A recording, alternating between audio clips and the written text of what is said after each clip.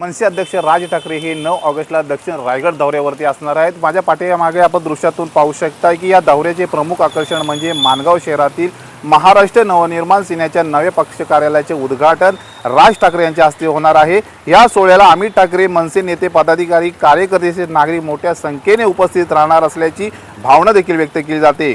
कार्यक्रमाच्या पार्श्वभूमीवर माणगाव शहरात जोरदार तयारी सुरू झाली असून कार्यकर्त्यांमध्ये उत्साहाचं वातावरण पाहायला मिळतंय। दक्षिण रायगडात मनसेची संघटनात्मक बांधणी अधिक मजबूत करण्याच्या दृष्टीने या पक्षप्रवेशाला विशेष महत्त्व प्राप्त झाले आहे।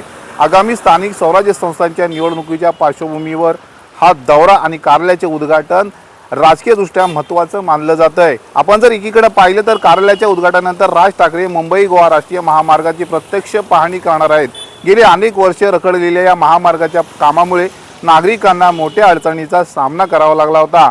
अनेक ठिकाणी रस्त्याची कामं जी आहेत ती अर्धवट स्थितीत आहेत। वाहतूक कोंडी, अपघात आणि प्रवाशांची गैरसोय या समस्या कायम आहेत। म्हणून महामार्गाचे काम तातडीने पूर्ण करण्याची मागणी आता या ठिकाणी होताना पाहायला मिळते। आणि याच पार्श्वभूमीवर राज ठाकरे आहेत हे मुंबई गोवा राष्ट्रीय महामार्गाची पाहणी करणार आहेत आणि त्यानंतर पेन या ठिकाणी कार्यालयाचं उद्घाटन करून आपल्या मार्गस्थ पनवेल या ठिकाणी जाणार। मात्र माणगाव या ठिकाणी मुंबई गोवा राष्ट्रीय महामार्गाची पाहणी करताना राज ठाकरे काय बोलतात याकडे सर्वांचं आता लक्ष लागलेलं आहे। गेला तर सन्माननीय राजसाहेब ठाकरे हे रविवारी 9 ऑगस्टला सकाळी 9 वाजता माणगाव मध्यवर्ती कार्यालय दक्षिण रायगडचं कार्यालयाचं उद्घाटनसाठी या ठिकाणी येणार आहेत आणि उद्घाटन झाल्यानंतर ते मुंबई बायपास आपला माणगाव बायपासचा जो रखडलेला बऱ्याच वर्षाचा रस्ता आहे त्याची पाहणी करणार आहेत आणि त्या पाहणी दरम्यान सगळ्या अधिकाऱ्यांना साहेबांनी आदेश दिलेले आहेत बोलवा म्हणून आणि पुढील जे काही साहेब आदेश देतील त्याप्रमाणे महाराष्ट्र नवनिर्माण सेना काम करेल।